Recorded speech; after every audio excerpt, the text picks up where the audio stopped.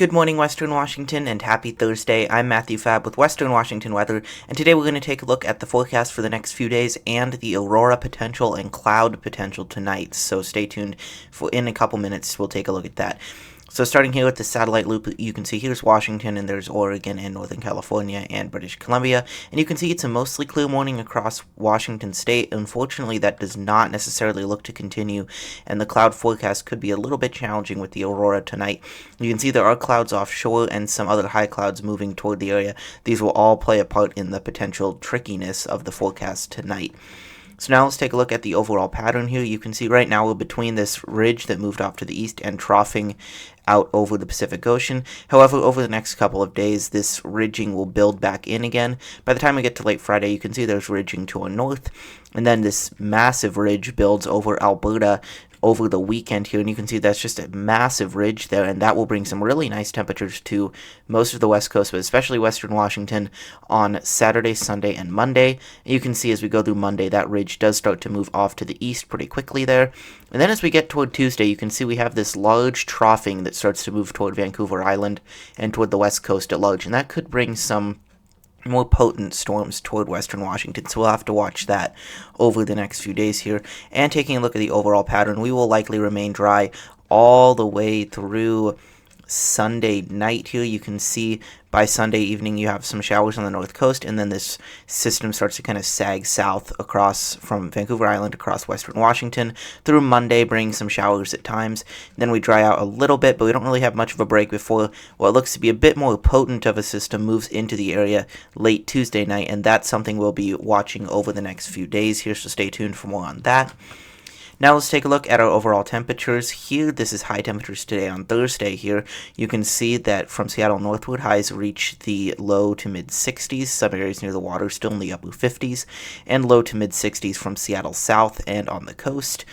That ridge really starts to make its presence known on Friday as highs increase to the mid to upper 60s from Seattle north, and low to mid 60s from Seattle north, some upper 60s in some mountain valleys, and then mid to upper 60s from Seattle southward. There's some low 70s from Olympia south, and then mid 60s on the coast. Take a look at Saturday, though. Highs in the upper 60s to low 70s from Seattle north, and low to mid 70s from Seattle south.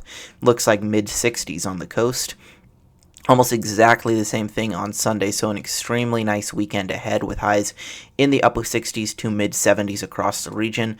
And then on Monday, we do start to cool down as that first system moves through, sags south from Vancouver Island there. Highs drop to the low to mid 60s from Seattle north and the mid to upper 60s from Seattle south, and the coast drops all the way to the low 60s.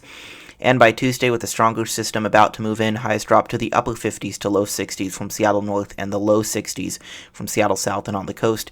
And then take a look at Wednesday and Thursday, their highs dropping likely all the way into the low to mid 50s across the entirety of the area, and the mountains cooling down big time as well, with highs dropping all the way to the mid 30s to low 40s. So with these systems coming in next week, we will also likely have much more fall-like temperatures with up to like 20 degrees cooler than this weekend. So stay tuned for more on that, because a big change is likely ahead. So now let's take a look at what we talked about yesterday, the Aurora Forecast. So the coronal mass ejection, which is the solar flare that came off the sun there, that is the part of it that causes an aurora, and that is starting to hit Earth right now as I make this video, so in the morning. So we are hoping that it will maintain its strength through the evening to bring nice aurora to western Washington right early when it gets dark, actually. So you can see the view line, which is where you can see the aurora on the northern horizon. That view line goes across central Oregon, southern Idaho, into Utah and Wyoming.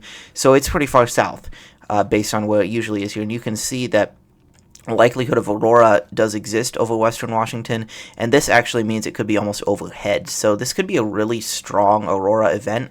The problem is, as always here in western Washington, is that there could be clouds. So we're going to take a look at a bunch of different cloud forecasts here. So we're starting with the high resolution rapid refresh model, and this shows basically by midnight to 11 p.m. to midnight there, it basically shows clouds for the entire state of Washington, like that there would be 0 places you could see the aurora in the entire state. However, this forecast has a history of overdoing clouds, so I would personally discount this solution because it doesn't appear likely. But let's take a look at some other forecasts. So the high-resolution Canadian model here, we're taking a look at 9 p.m. here. It shows some very faint high clouds moving across the state, and then most of the rest of the state is clear, except some areas near river valleys and along the east slopes of the Cascades could start to develop some fog and low clouds. And you can see by the time we get to midnight, those low clouds start to become more prevalent across the entire western Washington areas there, especially the I-5 corridor.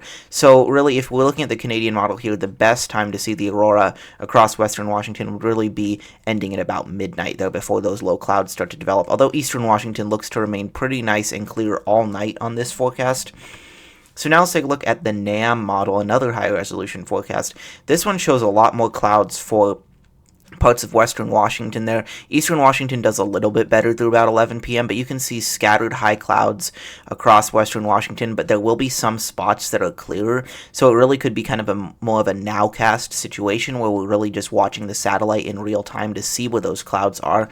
But you can see cloud cover remains quite low across parts of the coast, and then in the lowlands it looks to remain between 20 and 50%, with some times of it being briefly higher. And then you can see by about 1 a.m. those clouds start to move into parts of eastern Washington as well.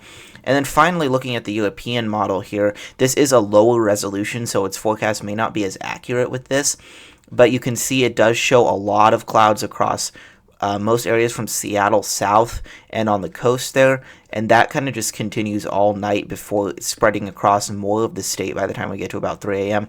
So if this forecast is correct, then really even parts of eastern Washington won't be very good, and the best part will be the very northern tier of the state that is also a little bit hard to get to out here in eastern Washington. So this is really going to be a nowcast kind of situation, and with a nowcast situation, one of the best things you can do is go to this website, Aurorasaurus.org. I believe that's what it is, or you can just search Aurorasaurus. And basically what this is it is a real-time updating map of people reporting where they can see the aurora. Like you can see here across Europe, there are some reports right now. I'm not exactly sure how accurate these are right now because it looks like it's light there, but this is just a good example. The red dots here, like across Germany and France, mean that you can't see the aurora, but then these green pluses mean you can. And then if you see any stars, these are verified reporters and where they are. Although these are a little bit out of date right now because these are not, we're obviously not seeing the aurora right now across North America. But Aurorasaurus is a great place to look, aurorasaurus.org there. And then another great place is the Aurora Borealis Washington State Facebook group. It is a private group, so you'll have to answer a few questions before you get into the group and get admitted, but this is a great place to get updates on the aurora, as long as you don't incessantly ask for updates, because then you will be removed from the group if you do something like that. It's really just a good place to scroll through and kind of observe what people are doing. So, nowcast tonight. And as always, don't forget to like, subscribe, and ring that notification bell.